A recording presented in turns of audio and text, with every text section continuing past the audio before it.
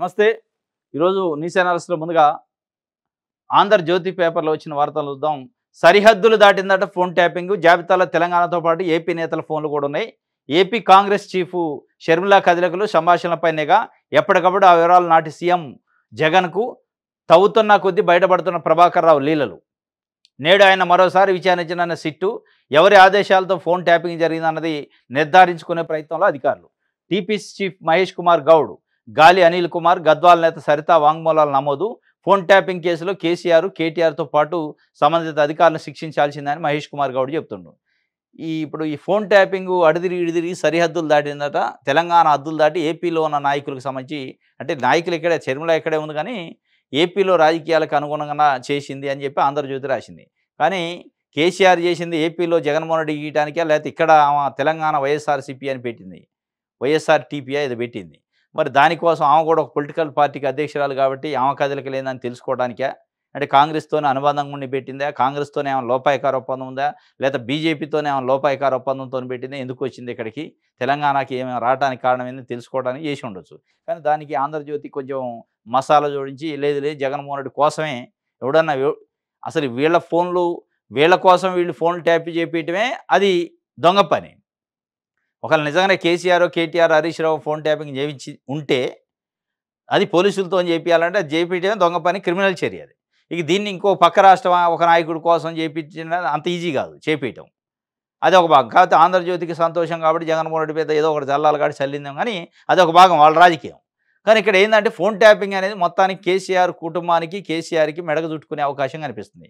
మొత్తం మీద కాళేశ్వరమో, లేకపోతే ఫార్ములా ఈ రేస్ కేసో, లేకపోతే విద్యుత్ కొనుగోలులో, విద్యుత్తు ప్లాంట్ల నిర్మాణంలో జరిసిన జ్యుడిషియల్ కమిషన్లు అన్నిటికంటే ఇది అద్భుతంగా పనిచేస్తుంది అనేది అనిపిస్తుంది. ఇది ఈ అన్నీ ఒక ఎత్తు, ఇది ఒక ఎత్తు అయింది.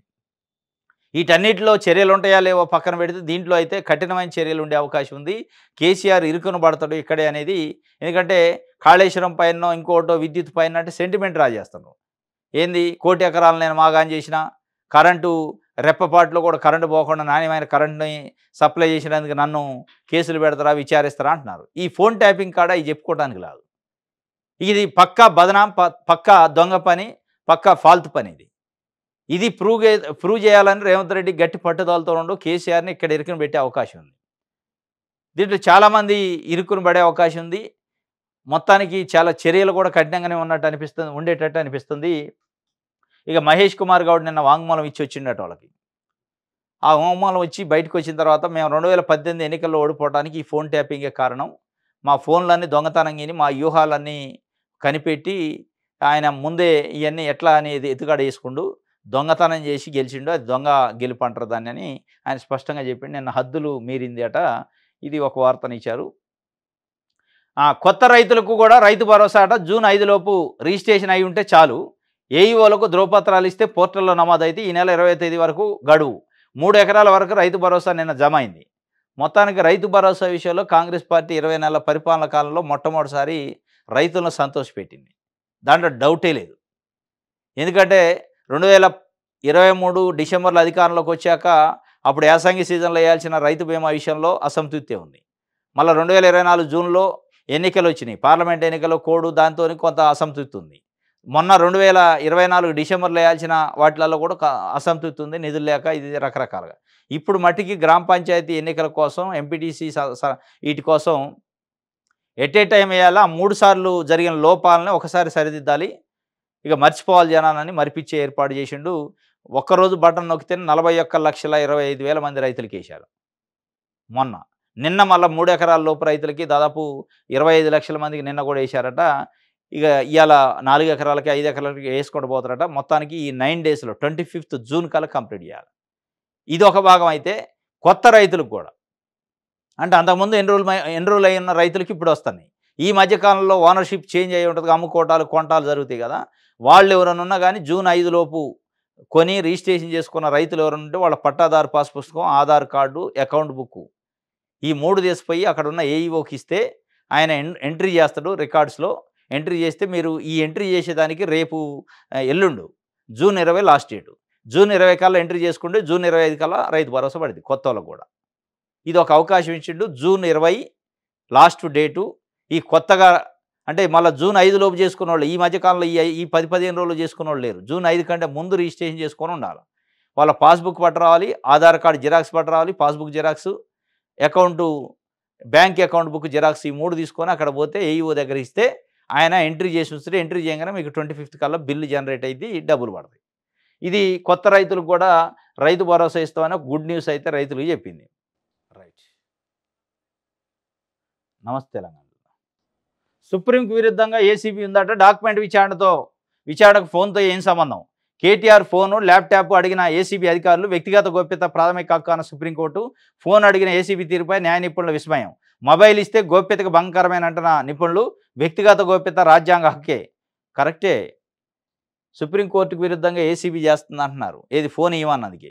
మరి ఎవడో ఫోన్లు వింటే సంవత్సరాలు బట్టి దాన్ని ఏమంటారు మరి? అది గోప్యత కాదా? అరే మీకు అధికారం ఉందని చెప్పి ఎస్ఐబి అనే ఒక వ్యవస్థను పెట్టి దాంట్లో కొంతమంది దొంగోళ్ళని పెట్టి ఫోన్లు విన్నారు కదా, అదే కదా ఇప్పుడు ఫోన్ ట్యాపింగ్ కేసు నడిచేది. ఇదైతేనేమో వ్యక్తిగత గోప్యత ప్రాథమిక హక్కు అన్న సుప్రీంకోర్టు. మరి వాళ్ళది వ్యక్తిగత హక్కు కాదా? ఎంపీలది, ఎమ్మెల్యేలది, అధికారులది, రియల్ ఎస్టేట్ వాళ్ళది భార్యాభర్తల ఫోన్లు ఇని బ్లాక్మెయిల్ చేసి సినిమా వాళ్ళవి అన్నీ ఇని వాళ్ళని ఆగవాంగం చేసి కొన్ని కుటుంబాలు రోడ్డును పడేశారు. మరి దాన్ని ఏమంటారు? అంటే మీరు ఉత్తగా కేటీఆర్ని ఇన్వెస్టిగేషన్లో భాగంగా ఫోన్ అడిగితేనే సుప్రీంకోర్టు గైడ్లైన్స్కి విరుద్ధం, ప్రాథమిక హక్కులకు విరుద్ధం అన్నాక ఇక ఫోన్ విన్నారు కాబట్టి మీ పరిస్థితి ఏంది? భవిష్యత్తు ఊహించుకోండి. మీ పరిస్థితి ఏంది రాబోయే రోజుల్లో? మీరు ఇవాళ వార్తా పేపర్ మీకు ఒక పత్రిక ఉంది కాబట్టి పెద్ద బ్యానర్ ఐటము సుప్రీంకి విరుద్ధంగా ఏసీబీ. మీరు పరిపాలన చేసిందే 10 ఏళ్ళు అన్నిటికీ విరుద్ధంగా, నిబంధనలు విరుద్ధంగా చేశారు. కార్మిక సంఘాలు వద్దంట్రీ, ఇందిరా పార్క్ దగ్గర ధర్నా చౌక్ వద్దంట్రీ, ఫోన్లు ఇంట్రీ, ఎవడి పడితేవాడి ఫోన్లు ఇంట్రీ, అవన్నీ విరుద్ధమే. ఏది చక్కగా ఉంది మీది? ఇది ఆయన ఫోన్ అడిగినందుకు ఎక్కడ లేని గగ్గోలు పెడతాడు. ఫోన్ ఎట్టెత్తారు ఏముందో మరి అందులో? ఆ ఫోన్లో ఏముందో? మరి ఉత్తి తుప్పేలు కేసు అంటే ఇక తుపాసి కేసు, లొట్టపీసు కేసు అంటే కదా. లొట్టపీసు కేసు అంటే ఇసిరి ఆడబెత్తి తప్ప నీ కాడ తప్పేలేదా? అసలు ఒక్క పైసా అవినీతే జరగదా? ఫోన్ ఆడబారదని చూసుకుంటారు కదా వాళ్ళే. ఏముందా నీ ఫోన్లో ఏముంటుంది అంత పెద్ద గొప్ప విషయాలు? ఏమన్నా నువ్వు ఐక్యరాజ్య సమితి అధ్యక్షుడివా? నువ్వు కాదు కదా. నువ్వు మామూలు మంత్రి చేసి నువ్వు ఏమైనా తప్పు చేసి ఉంటేనే దొరుకుతాయి, లేదా ఏమన్నా దొంగ ఫోన్లు రికార్డు చేసి ఉంటే దొరుకుతాయి. తప్పేముంది? మరి ఆ ఫోన్లో కథ ఇది కాక ఇంకేమైనా కథలు ఉన్నాయో మరి అయ్యేమైనా బయటపడతాయని భయపడుతున్నాయి. ల్యాప్టాప్లు, ఫోన్లలో వారు 10 ఏళ్ళు చేసిన ఘనకార్యాలు, ఫామ్ హౌజులు, సినిమా వాళ్ళతోని లింకులు, వ్యవహారాలు, రియల్ ఎస్టేట్తో లింకులు, బ్లాక్మెయిల్లు, బెదిరింపులు, ఇవన్నీ ఏమైనా కథలు అందులో ఉన్నాయి. వీడియోలు, ఆడియోలు, రికార్డులు, ఫోన్ ట్యాప్ అయినా కూడా ఏమైనా రికార్డ్ అయ్యేసి వచ్చినాయి అప్పుడు అందులో. అందుకే భయపడుతున్నట్టుంది. మొత్తానికి ఈ సుప్రీంకోర్టు ఈ హక్కులు ఇప్పుడు గుర్తొచ్చినాయి. 10 ఏళ్ళు ఎప్పుడు గుర్తురాలే. పార్టీ కోటా మాకెందుకు, రిజర్వేషన్లను చట్టబద్ధంగా ఇవ్వాల్సిందే బీసీ సంఘాలు, మేధావుల డిమాండ్. లేదంటే స్థానికంలో కాంగ్రెస్కు పాతరే, ప్రభుత్వానికి బీసీ సంఘాలు అల్టిమేటం. కాంగ్రెస్ పాలిత రాష్ట్రాల్లో బీసీలకు అన్యాయం జరిగిందని నిన్న రౌండ్ టేబుల్ సమావేశం జరిగింది బీసీలకు సంబంధించి. వాస్తవంగా కాంగ్రెస్ పార్టీ కామారెడ్డి డిక్లరేషన్ అన్నది, 42% రిజర్వేషన్ అన్నది, మేమే చేస్తాం అన్నది, మేమే పడుతాం అన్నది. చివరికి ఇప్పుడు ఏ కాడికి వచ్చిందంటే లేదు కాంగ్రెస్ ఇప్పుడు చేసే పరిస్థితి లేదు కాబట్టి కాంగ్రెస్ పార్టీ పరంగా ఇస్తామే. నువ్వు ఇచ్చేది ఏంది? పార్టీ పరంగా నువ్వు ఇచ్చేదేంది? చట్టబద్ధంగా ఇవ్వాలి. బిచ్చం వేసేదేంది నువ్వు? ఎవడో బిచ్చం ఎత్తే అయ్యేది కాదు కదా. మాకు చట్ట ప్రకారం హక్కు ఉంది, మా హక్కు ప్రకారం మాకు చట్టం చేయండి. ఇప్పుడు ముఖ్యమంత్రి రేవంత్ రెడ్డి గారు ఉండు, పార్టీ పరంగా ముఖ్యమంత్రిని చేస్తామంటే అయిద్దా? నువ్వు పార్టీ పరంగా ముఖ్యమంత్రి చేస్తే ఆడ ఉండాలి, గాంధీ భవన్లో కూర్చోవాలి. నువ్వు ప్రభుత్వ పరంగా ముఖ్యమంత్రి అయినప్పుడు ప్రభుత్వ పరంగా మాకు రిజర్వేషన్లు ఎందుకుండు? మీరు ప్రభుత్వ పరంగా ఎమ్మెల్యేలు అవుతారు, ఎమ్మెల్సీలు అవుతారు, ఎంపీలు అవుతారు, మంత్రులు అవుతారు, ముఖ్యమంత్రులు అవుతారు. మీరు ప్రభుత్వ పరంగానే సలహాదారులను పెట్టుకుంటారు క్యాబినెట్ హోదాతోని. ఇవన్నీ ప్రభుత్వ పరంగా పెట్టుకున్నాక మా కులాలకు అనుగుణంగా, కులగన్నకు అనుగుణంగా, మా కులాల సంఖ్యకు అనుగుణంగా మీరు చెప్పిందే మళ్ళా 42% రిజర్వేషన్ ఇస్తున్నాను. ఎందుకు ఇయ్యరు? ఈ కుంటి సాకులేంది? ఈ సాకుల సంగతి అప్పుడు మీరు కామారెడ్డి వాళ్ళు చెప్పినప్పుడు లేదా, తెలియదా? అంటే ఇది మొత్తానికి అయితే ఎత్తేసే కార్యక్రమం, బీసీలకు రిజర్వేషన్ని మాట తప్పే కార్యక్రమం చేస్తున్నట్టుంది. 3 ఎకరాల వరకు రైతు భరోసా జమ అయింది. రెండో రోజు 1551 కోట్లు నిధులు 10,45,000 మంది రైతుల ఖాతాల్లో నిన్న జమ అయినాయట. మొన్న 41,25,000 మందికి, నిన్న 10,45,000 మందికి, మొత్తానికి 56-57 లక్షల మందికి అయినాయి. ఇంకొక మొత్తం 70 లక్షలు అటుంది. ఇక ఈ 4 ఎకరాల వాళ్ళకి ఇవాళ పడతాయట. మొత్తానికి ఎక్కడ ఆగకుండా ఆటంకాలు లేకుండా పడుతున్నాయి పైసలు అయితే ఈసారి మొట్టమొదటిసారి. భారీ బహిరంగ సభలు పెడతారట కాంగ్రెస్ పార్టీ. స్థానిక ఎన్నికల షెడ్యూల్కు ముందే నిర్వహించేలా Congress plan. AICC chief Kharge Rahul గాంధీకి ఆహ్వానం. విపక్షాలు బలంగా ఉండే ప్రాంతాల ఎంపిక. మెదక్, కరీంనగర్, నిజామాబాద్ జిల్లాల్లో నిర్వహించే యోచన. హైకమాండ్కి ఇప్పటికే ప్రపోజల్ పెట్టిన సీఎం రేవంత్. మంచినే ఉందిలే కానీ భారీ బహిరంగ సభలో పెట్టండి. కాంగ్రెస్ పార్టీ ఎక్కడైతే వీక్ ఉందో, బీఆర్ఎస్ ఎక్కడైతే బలంగా ఉందో, బీఆర్ఎస్ బీజేపీ అక్కడ పెడతానంటున్నారు. అక్కడ మంత్రులే ఈ రైతులు. నిజామాబాద్కి మంత్రి లేడు, బీఆర్ఎస్ బీజేపీ సీట్లు వచ్చినాయి. ఆడ రంగారెడ్డికి మంత్రి లేడు, హైదరాబాద్కి మంత్రి లేడు. ఈ 3 చోట్ల అంతో ఎంతో బీఆర్ఎస్ ఉంది, బీజేపీ గెలిచింది. ఏఎన్ఎం మంత్రులు లేకుండా నువ్వు బహిరంగ సభ పెడితే మంత్రి ఉండి పనిచేసి ప్రజల్లో తిరిగితే ఆ పరిపాలన చేస్తే ఉడన్న ఓట్లేస్తాడు. మొత్తానికి ఏదో భారీ బహిరంగ సభకి ప్లాన్ చేస్తారట. రైతు భరోసా ఇచ్చినాం, రైతు రుణమాఫీ చేసినాం, ఇవన్నీ చెప్పుకోవడానికి రాహుల్ గాంధీని ఖర్గేని కూడా పిలుస్తారట. రైట్. రేపు ఢిల్లీకి ముఖ్యమంత్రి రేవంత్ రెడ్డి గారు పోతారట. 23న క్యాబినెట్ భేటీ ఉందట. మరి రేపు ఢిల్లీకి ఏందో మళ్ళీ ఏమైనా ఉన్నాయో పదవుల పంపిణీకి ఇదంతా. మావోయిస్టుల పేరిట 600 ఫోన్లు ట్యాప్ చేశారట. ఇది హేయమైన చర్య. అంటే ఫోన్ ట్యాప్ చేయాలంటే దానికి కొన్ని ఫార్మాలిటీస్ ఉంటాయి అన్నమాట. పర్మిషన్ తీసుకోవాలి. దాని ఎక్స్పర్ట్ కమిటీ ఏదో ఉంటుంది. ఆ కమిటీకి ఏం చేస్తారంటే మావోయిస్టుల కదలికలు ఉన్నాయి, ఉగ్రవాదులు తీవ్రవాదుల కదలికలు ఉన్నాయి, law and order situation create అయింది కాబట్టి వాళ్ళ ఫోన్లు మనం ట్యాప్ చేయాలని చెప్తారు. ఆ ఫోన్ నెంబర్ లేదని వీళ్ళు అడగరు, ఈ కమిటీ అడగదు. హై లెవెల్ కమిటీ ఏదైతే ఉందో అప్రూవల్ ఇవ్వాల్సిన కమిటీ. మరి మీరు మావోయిస్టులు అంటున్నారు, ఏ ఫోన్ నెంబర్లు మీరు తీసుకోబోతున్నారు అంటే ట్యాప్ చేయబోతున్నారు అని అడగదు.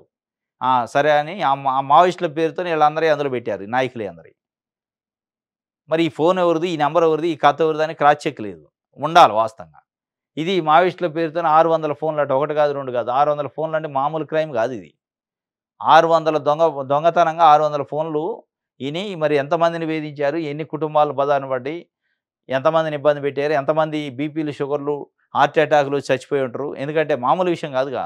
వాళ్ళు ఏదో సీక్రెట్ మాట్లాడుకుంటారు, వీళ్ళు వింటారు. అరే బాబు నీ సీక్రెట్ అయితే పట్టరా, డబ్బులు పట్టరా, లేదంటే నేను బయట పెడతా అంటే వానికి స్ట్రోక్ వస్తుంది, చచ్చిపోతారు. అట్లా ఎన్నో జరిగినావు. ఫోన్ ఇవ్వాల్సిన అవసరం లేదు అని చెప్తుండు, కానీ ఫోన్ వినొచ్చాము. ఫోన్ ఇవ్వాల్సిన అవసరం లేదట, కానీ ఫోన్ అయితే ట్యాప్ చేయొచ్చు. ఆంధ్రప్రదేశ్ బీసీ రిజర్వేషన్లు తేలకపోయినా స్థానిక సమరానికే సిద్ధమవుతున్న రేవంత్ ప్రభుత్వం. పార్టీ పరంగా 42% బీసీ రిజర్వేషన్తో ముందుకు. కోర్టు తీర్పు కోసం చూస్తే మరింత జాప్యం.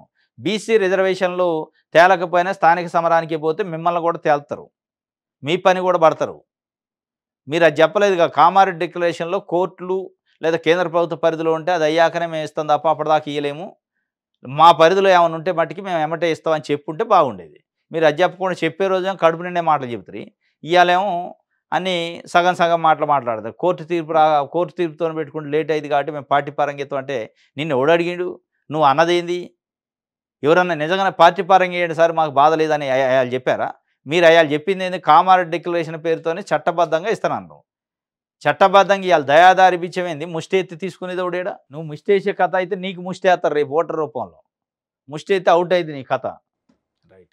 సమయం ఇస్తే సమస్య చెబుతా అని కిషన్ రెడ్డి గారు, మాకు కూడా సమయం, ఆయన రాష్ట్ర అధ్యక్షుడు కదా, విభేదాలు విడి పనిచేద్దాం. కేంద్ర మంత్రి కిషన్ రెడ్డికి ఎమ్మెల్యే రాజసింగ్ సందేశం. నన్ను ఇబ్బంది పెడితే లాభం లేదని వ్యాఖ్య. పార్టీకి అనుకూలంగా పనిచేస్తానని స్పష్టీకరణ.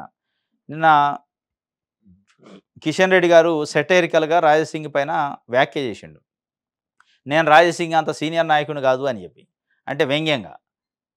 వెంటనే ఆయన, నువ్వు పార్టీ అధ్యక్షుడు కాబట్టి నాకు టైం ఇస్తే విభేదాలు పక్కన పెట్టి పనిచేయడానికి నేను సిద్ధంగా ఉన్నా, ఏదో నన్ను ఇబ్బంది పెట్టడం వల్ల నీకు ఒరిగేది లేదు, పార్టీకి ఒరిగేది లేదు, ఇది కరెక్ట్ కాదని ఆయన అయితే మరి మొత్తానికి కిషన్ రెడ్డికును రాజసింగ్ మధ్య ఉప్పు నిప్పు లెక్క ఉంది కథ.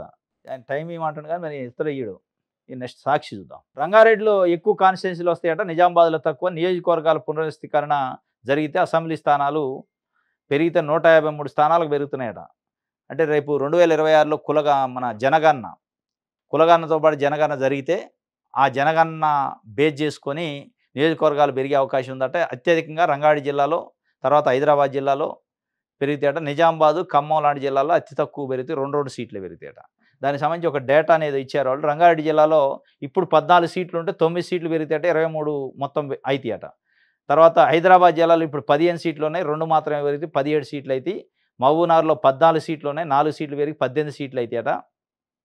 ఇట్లా కరీంనగర్, వరంగల్, నల్గొండ ఈ జిల్లాలలో 3 సీట్లు పెరిగే అవకాశం ఉంది. మెదక్, ఖమ్మం, ఆదిలాబాదు, నిజామాబాద్ ఈ 3 జిల్లాల మటుకు 2 పెరుగుతాయి.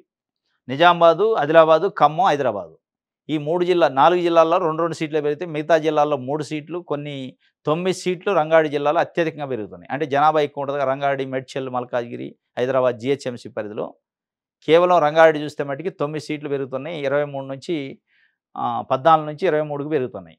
దీనికి సంబంధించి 2011 జనాభాతో 2027 లెక్కలను పోలిస్తే పెరిగే అసెంబ్లీ స్థానాలని చెప్పి ఒకటిచ్చింది. ఉమ్మడి రంగారెడ్డి జిల్లాలో 23కి పెరిగినన్న సీట్లు, అత్యల్పంగా నిజామాబాద్ జిల్లాలో 11 సీట్లు మాత్రమే. శాసనసభలో ఏకంగా 50 మంది మహిళల ప్రాతినిధ్యం, 119 నుంచి 153కు పెరిగినన్న మొత్తం నియోజకవర్గాలు మారనున్న పలు నియోజకవర్గాలు భౌగోళిక సరిహద్దులు కొత్త జనాభా లెక్కలు రాగానే డీలిమిటేషన్ ప్రక్రియ. ఈ 153లో ఒకవేళ నిజంగానే మోడీ గవర్నమెంట్ ప్రపోజ్ చేస్తున్న మహిళలకి చట్టసభలో రిజర్వేషన్లు అయిందనుకో 50 స్థానాలు మహిళలకే పోతాయి. మళ్ళీ వితిన్ ద మహిళలలో ఏం రిజర్వేషన్లు పెడతారనేది ఇంకా తెలియదు. కానీ మహిళలకి ఇస్తే మటుకి 153లో 50 స్థానాలు వాళ్ళే కూర్చుంటారు మహిళలు. ఇది ఒక నియోజకవర్గాల పునర్విభజనకు సంబంధించి ఒక డేటా వాళ్ళు ఏదో కొంత సమాచారం ఇచ్చారు. దానికి సంబంధించి ఒక వార్త. రైట్. ఇది సాక్షికి సంబంధించి వెలుగు paper. Banakacherla heat, Telangana AP మధ్య ముదురుతున్న వివాదం. నేడు అఖిలపక్ష ఎంపీలతో రాష్ట్ర ప్రభుత్వం భేటీ అట. హాజరు కానున్న సీఎం రేవంత్, బీజేపీ ఎంపీలకు పిలుపు. ఈ అఖిలపక్షం ఈ పేపర్ స్టేట్మెంట్లు, ప్రెస్ మీట్లు పెడితే వాళ్ళు ఆపరు. వాళ్ళు ఆపాలంటే ఢిల్లీ పోయి జంతర్ మంతర్ దగ్గర కూర్చోవాలి, మోడీ ఛాంబర్ ముందు కూర్చోవాలి. వీళ్ళకి ఆ ధైర్యం లేదు. వీళ్ళు అంత సాహసం చేయలేరు, వీళ్ళు ఆ కొట్లాడలేరు. నిజంగానే తెలంగాణకు బనకచర్లతో అన్యాయం జరిగిద్ది అని ఉంటే అక్కడ కొట్లాడాల. అక్కడ కొట్లాడే దమ్ము, ధైర్యం ఎవడికి లేదు. అటు బీఆర్ఎస్ వాళ్ళకి లేదు, ఇది కాంగ్రెస్ వాళ్ళు లేదు. అక్కడ పోయి మోడీ దగ్గర కూర్చొని, జలవనరుల శాఖ మంత్రి దగ్గర కూర్చొని, ఛాంబర్ ముందు కూర్చొని నిరసన వ్యక్తం చేస్తే నేషనల్ లెవెల్లో అన్ని రాష్ట్రాలకు తెలిస్తే నేషనల్ మీడియా కవర్ చేద్ది. ఇక్కడ హైదరాబాద్లో సెక్రటరీలో కూర్చొని ఉత్తమ్ కుమార్ రెడ్డి రోజు ఒక ప్రెస్ కాన్ఫరెన్స్లో చెప్తా ఉంటాడు. లేదంటే ప్రెస్ నోట్ ఇచ్చి పంపుతారు. మేము అడ్డుకున్నాం, మేము లెటర్ ఈ ఉత్తరాలతో ఆగుతుంది. ఉత్తరాలతోనూ ఉట్టుట్టు ఉత్తరాలతో వాళ్ళు ఆపుతారా? అక్కడ చంద్రబాబు నాయుడు గారు బలంతో ప్రభుత్వం ఉంది, ఎన్డీఏ ప్రభుత్వం. చంద్రబాబు నాయుడు గారు ప్రపోజ్ చేస్తున్న ఆయన స్వప్నం అది 80,000 కోట్లకు సంబంధించిన ప్రాజెక్టు. మరి ఆయన ఉద్దేశంతోనూ సిపిఐ నారాయణ గారు ఆ మధ్య చెప్పిండు, ఇది ఉట్టి కథ, ఇది బనకచర్ల అంటే ప్రజలకు ఉపయోగపడేది, కమిషన్లకు ఉపయోగపడేది, కాంట్రాక్టుల కోసం పెట్టిన ప్రాజెక్ట్ అని. మరి ఆ కాంట్రాక్టుల కోసం కమిషన్లు కాబట్టి ఆయన తప్పన ఆయన పడతాడు. ఆయన ఉట్టినే వదిలిపెడతాడు. 81,000 కోట్లు పెట్టి కాంట్రాక్టుల కోసం కట్టే ప్రాజెక్టు అని ఆల్రెడీ ఇప్పటికే విమర్శలు ఉన్నాయి. ఇక అదన్నాక అక్కడ మోడీ ప్రభుత్వం చంద్రబాబు నాయుడు గారు ఎంపీలతో నిలబడి ఉంది. ఇక ఆయన మిగతా ఏది సాధించకపోయినా పోలవరమో లేదా అమరావతికి నిధులు ఇచ్చినా ఇయ్యపోయిన పర్లా, నాకు ఈ 81,000 కోట్ల విషయంలో సహకరిస్తే చాలని ఆయన కూర్చుంటాడు. అంటే ఆ స్థాయిలో మీరు చంద్రబాబు నాయుడు గారిని, మోడీని నిలదీస్తే తప్ప, మోడీ దగ్గర పోయి కూర్చుంటే తప్ప, నిరసన వ్యక్తం చేస్తే తప్ప వాళ్ళు ఎందుకు అవుతారు? మీరు రోజు ఒక ప్రెస్ కాన్ఫరెన్స్ ప్రెసిడెంట్లు ఇస్తూనే ఉంటారు, వాళ్ళు రోజు ఒక అనుమతి ఇస్తూనే ఉంటారు. ఆ నుంచి సిఆర్ పాటిల్ జలవనరుల శాఖ మంత్రి కాడ నుంచి రోజు ఒక కాగితం వస్తూనే ఉంది.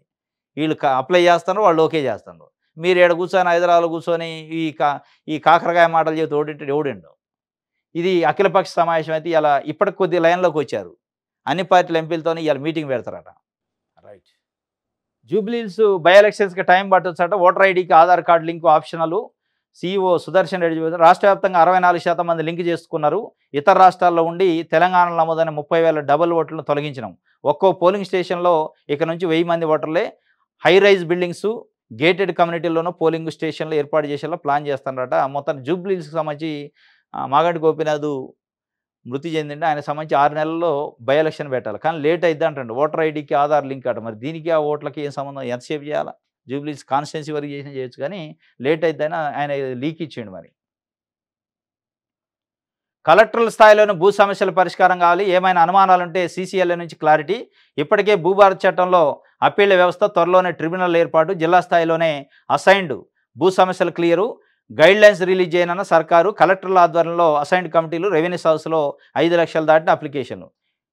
ఇప్పుడు ఈ భూభారత పైన కాంగ్రెస్ పార్టీ అధికారంలోకి వచ్చిన ఒక ఆగో నెల రేపు మాపని ఆ భూభారత్ వస్తే ఏదో అయిద్ది అనుకున్నారు. ఇప్పటికే 9 లక్షల అప్లికేషన్లు ధరణి కేసీఆర్ ఉన్నప్పుడు పెట్టిన అప్లికేషన్లు పెండింగ్ ఉన్నాయి. వాటికి దిక్కు లేదు, దివానం లేదు. 9 లక్షల అప్లికేషన్లు ఎల్ఆర్ఎస్లు ఎక్కువ ఉందని, ఎక్స్టెంట్ ఎక్కువ ఉందని, సర్వే నెంబర్ తప్పు ఉందని, రకరకాల కారణాలతోనే పీఓటీ ల్యాండ్స్లో పడదని, నిషేధిత జాబితాలో పడదని రైతులు అప్లికేషన్ చేసుకొని చెప్పులు అరిగేదాకా తిరుగుతున్నారు ఎంఆర్ ఆఫీసుల చుట్టూ. అక్కడ ఎవడు చెప్పేటోడు లేడు. ఏంటంటే కొత్త చట్టం వచ్చింది, అది ఇంకా మాకు క్లారిటీ రాలేదు అని చెప్తున్నారట. మళ్ళీ అది ఉండగా మళ్ళీ నిన్న మొన్న రైతు హౌస్లు పెట్టారు, 5 లక్షల అప్లికేషన్లు వచ్చినాయట. ఇవన్నీ ఎట్టుంటే ఇప్పుడు కొద్దిగా లైన్‌లోకి వస్తారు. కలెక్టర్లే సమస్యలు పరిష్కరించాలి. సీసీఎల్ఏ దాకా వద్దు అని చెప్పి. ఇంతకుముందు ఏందంటే ఎంఆర్ఓకి లేదు, ఆర్డీఓకి లేదు, కలెక్టర్‌కి లేదు. సీసీఎల్ఏ నుంచి రావాలి అప్రూవల్. ఆ ఫైల్ ఏడు నుంచి ఆడికొచ్చేతల సంవత్సరం పట్టేది. ఆ నుంచి ఈడికొచ్చేతలక. అది ఆ ఫైల్ ఎక్కడుందన్నా గాని చెప్పే నాదుడు లేడు అడిగితే. రైతులు పోయి ఎంఆర్ఓని కలిస్తే నాకేం తెలుసు అదంతా ఆన్‌లైన్ అనేది. ఇప్పటికి గూడా అదే పరిస్థితి ఉంది. అదే సందిగ్ధత, అదే ఆందోళన, అదే అనుమానాలు. ఎవరు చెప్పేటోడు లేడు. కానీ దీనిపైన సమీక్ష లేదు, ఏం లేదు. ఏదో అద్భుతాలు జరుగుతున్నాయి అంటున్నారు గానీ అది ఏం జరగట్లే. ఇప్పుడు ధరణిలో ఏదైతే ఉందో అదే రిజిస్ట్రేషన్ జరుగుతున్నాయి తప్ప కొత్తగా పెద్దగా మార్పేం లేదు. పెద్దగా మార్పు ఉంటే ఆ 9,00,000 అప్లికేషన్‌లని క్లియర్ జేయాలి. ఇంకో 2.5 లక్షల అప్లికేషన్‌లు గూడా వేరే వేరే కారణాలతోనున్నాయి పెండింగ్‌లో. వీటన్నిటిని క్లియర్ జేయకుండా ఇప్పటికి 18 నెలలు 19 నెలలు అయితుంది ప్రభుత్వం వచ్చి. వాళ్ళు అదే 5 సంవత్సరాలు మొన్న కేసీఆర్ ఉన్నప్పుడు ఎట్టయితే తిరిగారో ధరణి పేరుతోని ఇప్పుడు కూడా అదే తిరుగుతున్నారు రైతులు. వాళ్ళకి రిలీఫ్ రాలే. ఇంట్లో పెళ్ళుండో, ఇల్లు కట్టుకోవాలనో, అవసరాలకో, ఆరోగ్యం వేయాలనో, భూమి అమ్ముకోవాలంటే అమ్ముకునే పరిస్థితి లేదు. స్లాట్ బుక్ కావట్లే. ఏం తేడా లేదు. దీనిపైన రెవెన్యూ మంత్రి గాని, ఆ సీసీఎల్ఏ కమిషనర్ గాని, రెవెన్యూ సెక్రటరీ గాని కూర్చొని డిస్కస్ చేసి ఆ 9,00,000 అప్లికేషన్ల సంగతి ఏందని చూస్తే తెలుతది. ఇక అసైన్డ్ భూముల వ్యవహారం కూడా జిల్లా కలెక్టర్ స్థాయిలోనే చేస్తారట. ఇదివరకేం సీసీఎల్ఏ ఉండేది. ఏదన్నా అనుమానాలు ఉంటే తప్ప సీసీఎల్ఏ దాకా అవసరం లేదు. క్లారిటీ కోసం బాగా క్లిష్టమైన పరిస్థితి ఉండి లీగల్ ఇష్యూ ఉంటేనే సీసీఎల్ఏ దాకా రావాల. కలెక్టర్ స్థాయిలో పరిష్కరించాలని ఇప్పుడు చెప్పింది ఇన్నాళ్ళకి భూభారతి గురించి స్టేట్ గవర్నమెంట్ చెప్పింది. ఇప్పుడేమన్నా పరిష్కారం అయితేమో. ఎందుకంటే ఆ సీసీఎల్ఏ పేరుతోనే ఇప్పుడు 9,00,000 అప్లికేషన్లు పెండింగ్ ఉన్నాయి ఆడ. సీసీఎల్ఏని చూపించే కలెక్టర్లు పెండింగ్‌లో పెట్టారు. ఇప్పుడు కలెక్టర్లే చేయాలి కాబట్టి క్లియర్ అయిద్దనుకుంటా. ఇది వెలుగుకి సంబంధించి. ఇది ఈరోజు న్యూస్ అనాలిసిస్. రేపు తాజా వార్తలతోని తిరిగి కలుసుకుందాం. Thank you.